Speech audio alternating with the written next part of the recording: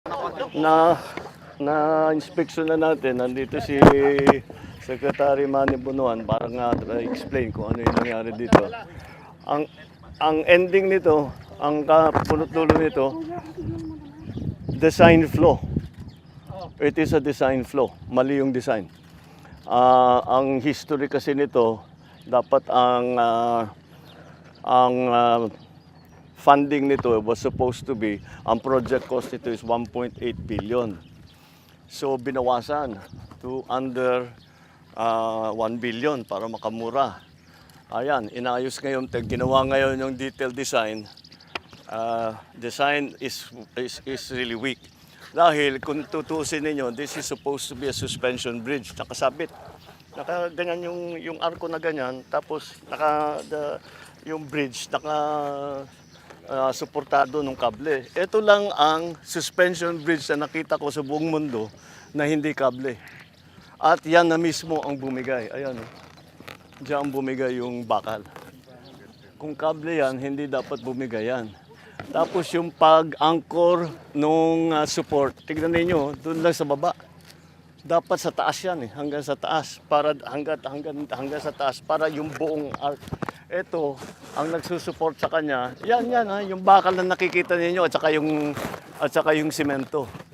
Yan lang ang nagsusupport doon sa buong tulay. So mahina talaga ang design dito. Hindi natin kailangan malaking nung una pa nga ginagawa ito kasi naging umabot 900 million natin yung original na budget. Umabot ng 1.2 dahil nag-refit. Bakit nag-refit? Nung nagko-construction pa lang may nakita na gumagalaw na mahina. Kaya kailangan balikan at refit.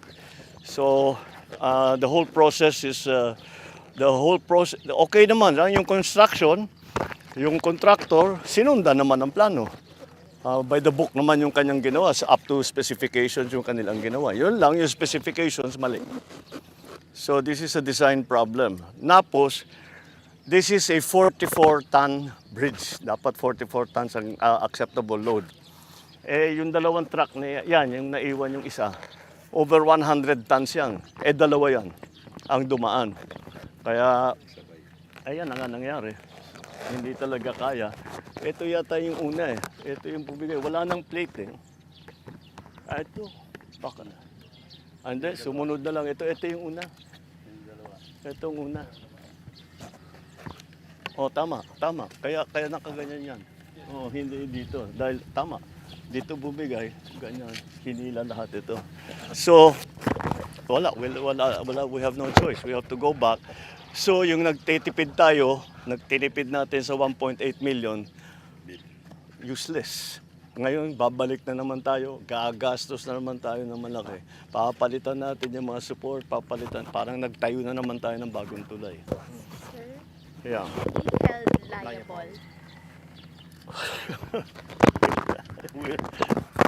be held liable.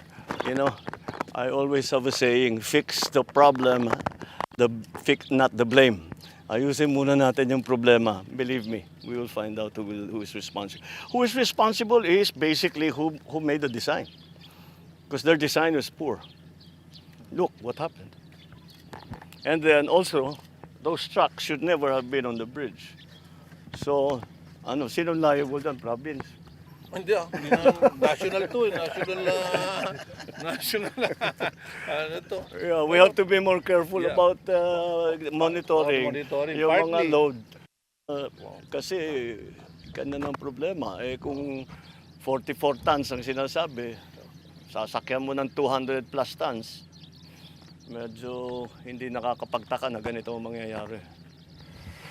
Alright, okay. Thank you.